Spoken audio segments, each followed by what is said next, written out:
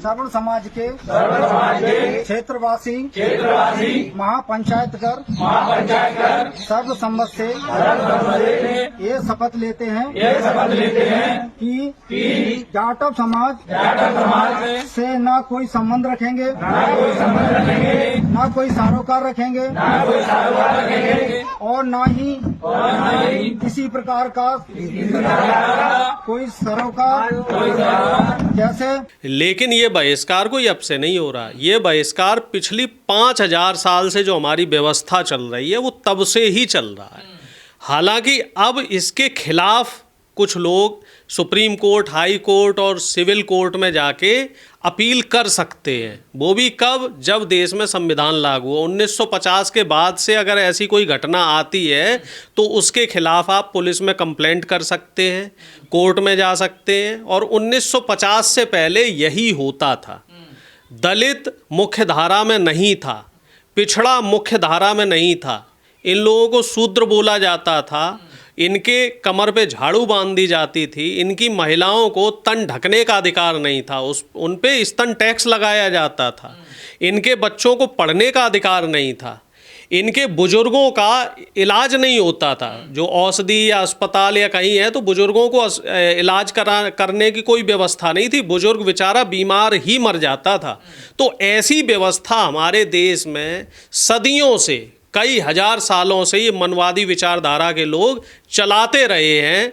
और अब जब से संविधान लागू हुआ है और दलित पिछड़ों ने, या फिर हम कह सकते हैं शूद्रों को ताकत मिली है इस संविधान से, और इनका जब ये विरोध होना शुरू हो गया है इस मनवादी व्यवस्था का, जो ये एक सवर्ण विचारधारा के लोग हैं, कुछ पिछड़ी जातियों के भी लोग हैं जो इस विचारधारा से ग्रसित हो गए हैं, तो अब जब इनका जो ये मनवादी, कुल मिला जुला के ये कहोगी ये जो मनवादी विचारधारा के लोग हैं, जो मनुस्मृति को मानने वाले लोग हैं, अब इस विरोध को जो दलित पिछड़े विरोध कर रहे हैं उसको ये बर्दाश्त नहीं कर पा रहे। अब भिंड की घटना क्या है कि हम दलित को खेती में बटाई पे नहीं देंगे, खेतों में नहीं घुसने देंगे, दलितों के खिलाफ हम ये कर देंगे, दलितों के खिलाफ हम वो कर देंगे।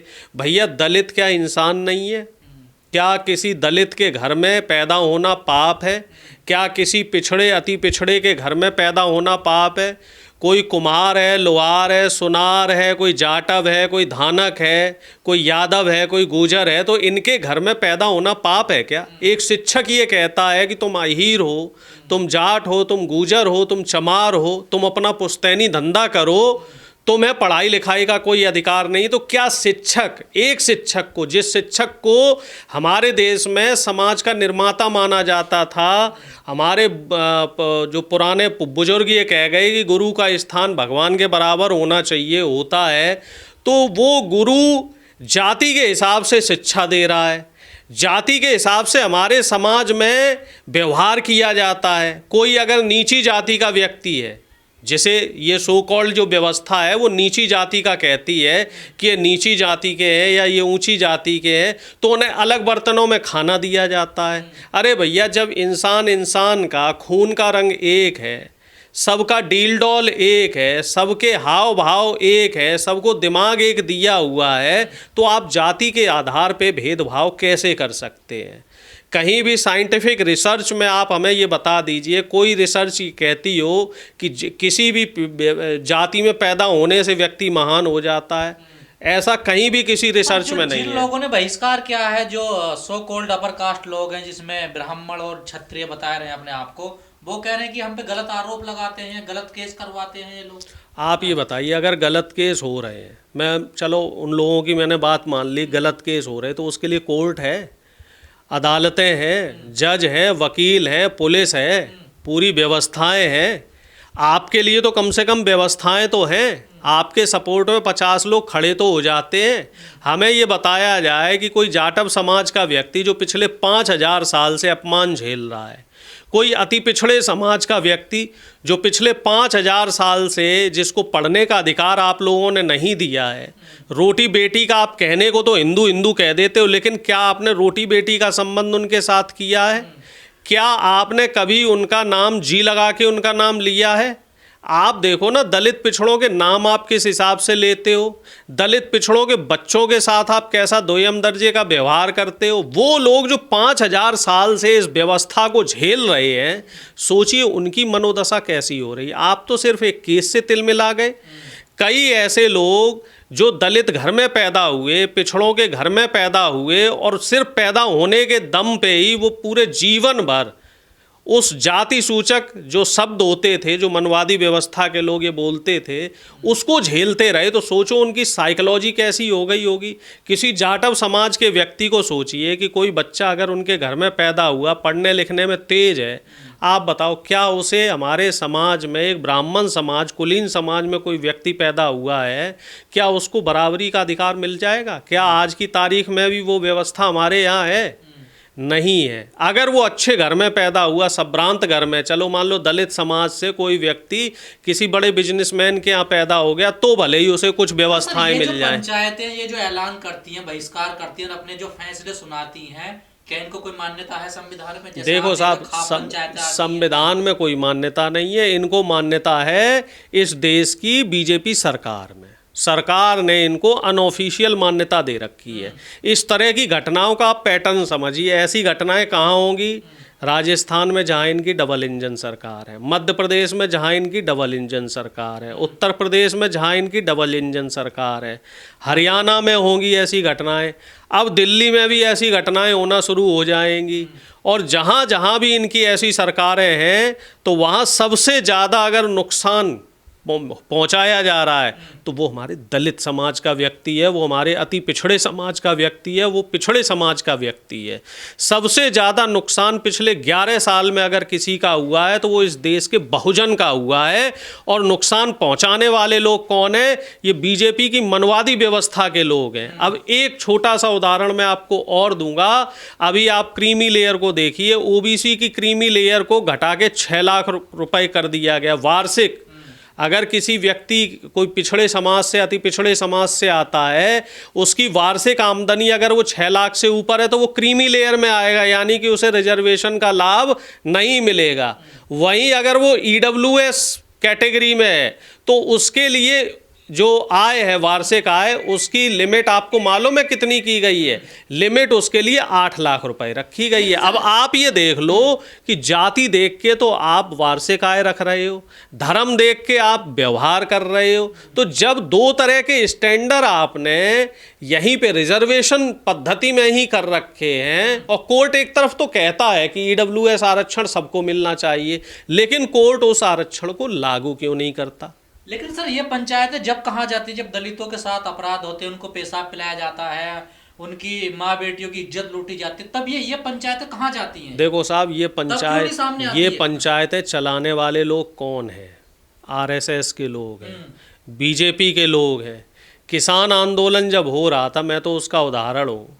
मैंने उन चीज़ों को बहुत अच्छे से देखा है। वहाँ पे पूरे 13-14 महीने जो आंदोलन हुआ, तो वहाँ कोई ऐसा हिंदूवादी संगठन नहीं आया, जबकि जितने भी किसान आंदोलन में जो किसान बैठे हुए थे, 90% किसान उसमें हिंदू समाज के थे, पिछड़े थे, सवर्ण थे, सभी जातियों के थे। लेकिन वहाँ ये लोग नहीं आए, क्योंकि वो आंदोलन सरकार के नीतियों के विरोध में था। और सरकार कौन चला रहा है? आरएसएस की व्यवस्था। और इस तरह के जो संगठन है वो कौन चला रहे हैं? वो भी आरएसएस की व्यवस्था के लोग चला रहे हैं।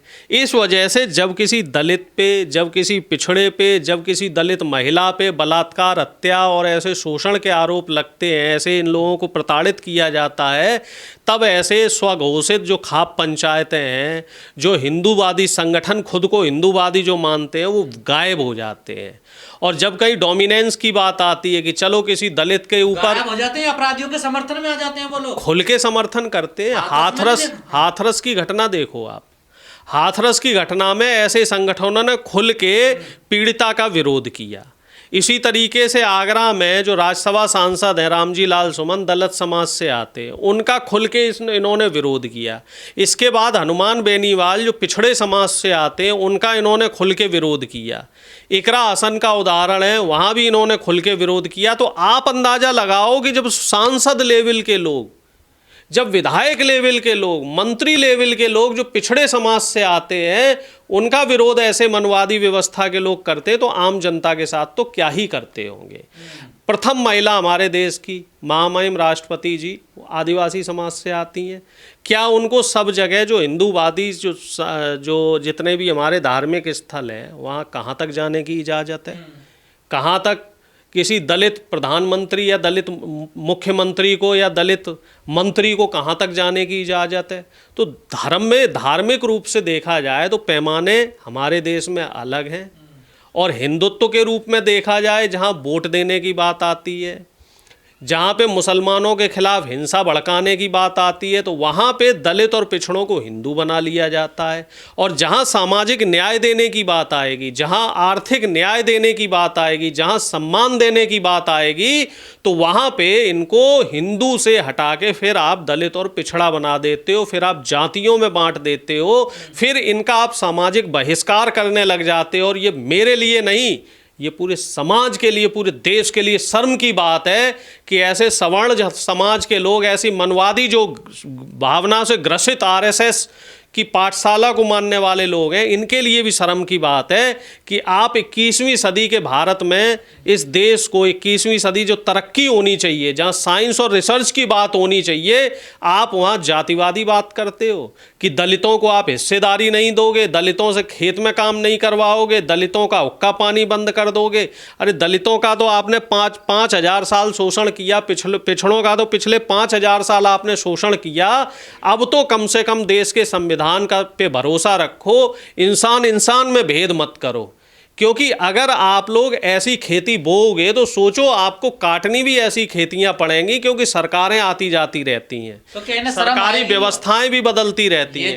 ये जो लोग हैं इनको कभी शर्म आएगी? नहीं, ये लोग बेशरम लोग हैं, निर्लज्ज लोग हैं। इन्हें 5,000 साल में शर्म नहीं आई, तो अब शर्म क्या आएगी?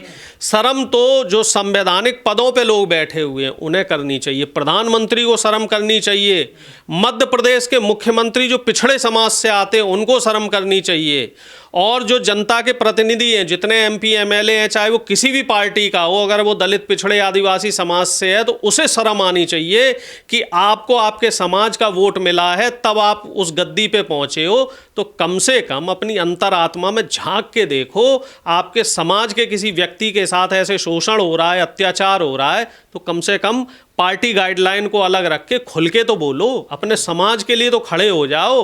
अरे क्या मुंह दिखाओगे? 5 साल बाद फिर चुनाव आएगा, फिर जनता के बीच में क्या मुंह लेके जाओगे? कम से कम जिन लोगों की वजह से आपका वजूद है, जो लोग आपको वोट दे के आपको नेता बनाते हैं, तो मेरा ऐसे बीजेपी आरएसएस के नेताओं से कहना है कि कम से कम अपने समाज के साथ तो खड़े हो जाओ। समाज से तो गद्दारी मत करो। देश का तो आप चलो कुछ भला नहीं कर रहे हो, कम से कम जो आपके वोटर हैं उनके लिए तो, उनके हक हकूक़ के लिए तो खड़े रहो।